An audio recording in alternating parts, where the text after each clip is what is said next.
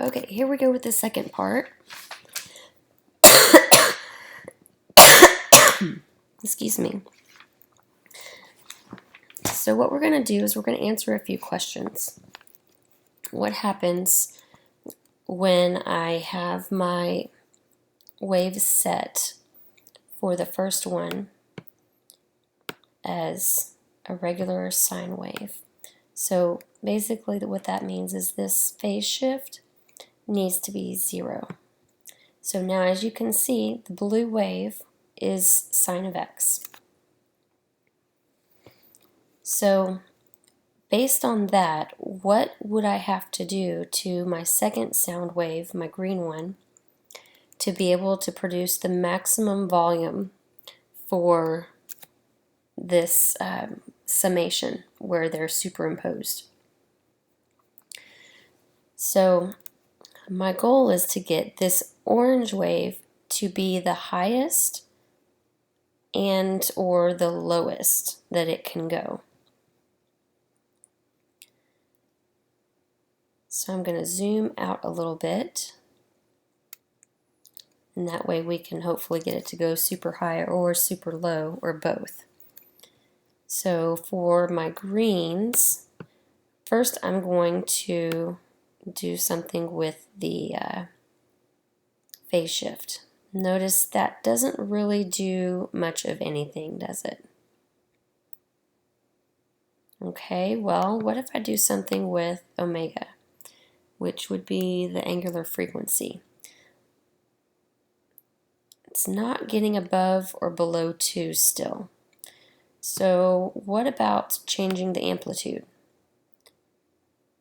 Okay, now that one is giving me something a little bit different.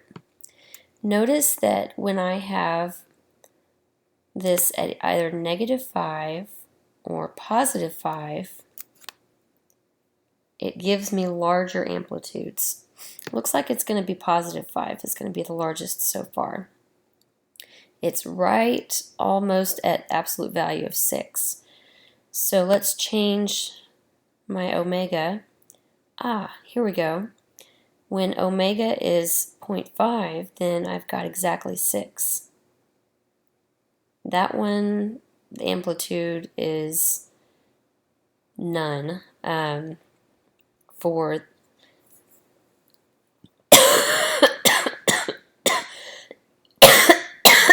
excuse me. For this one, the omega is at 0,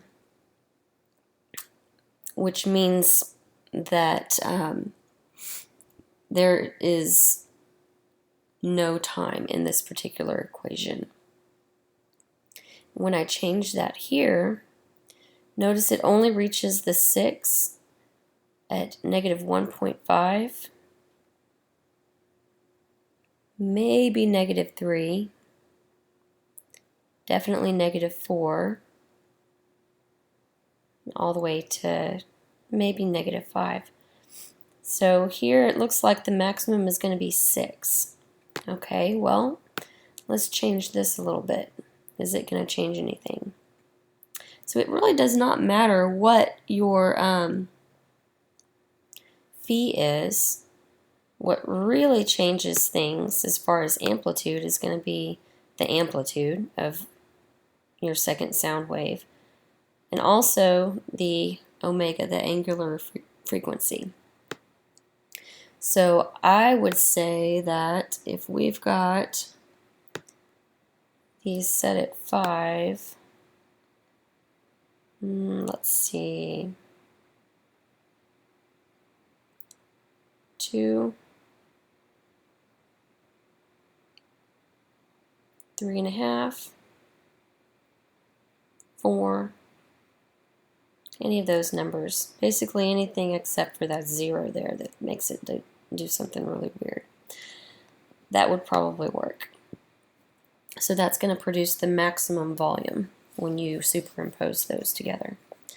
The second question we want to explore is what would make no sound? In other words, when the sum is 0. So I want, for this one, my orange line to be a horizontal line at 0. So it needs to be on the x-axis.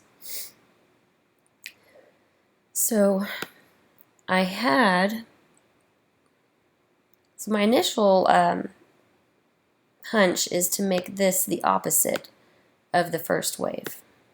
So I'm going to make that -1, that -1, and that 0. But it does not make the amplitude of the,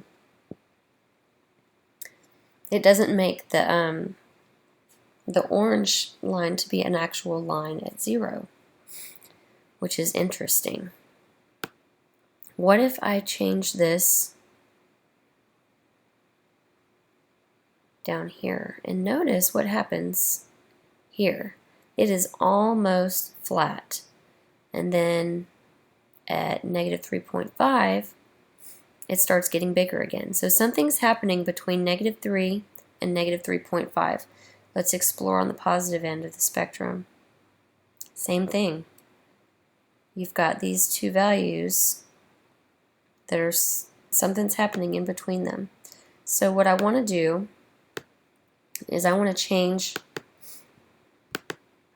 my settings on here. And instead of the increment being 0.5, let's make it 0.005 and press enter. So now let's see what happens. It's almost flat at 3.15. Now, if you are familiar with sine waves, you know that it hits 0 at pi. So let's change this over here to 3.14 and see if this orange line is flat completely. And yes, it is.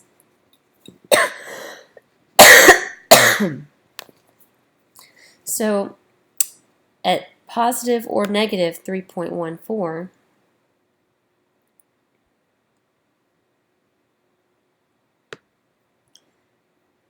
it's going to make absolutely no sound at all.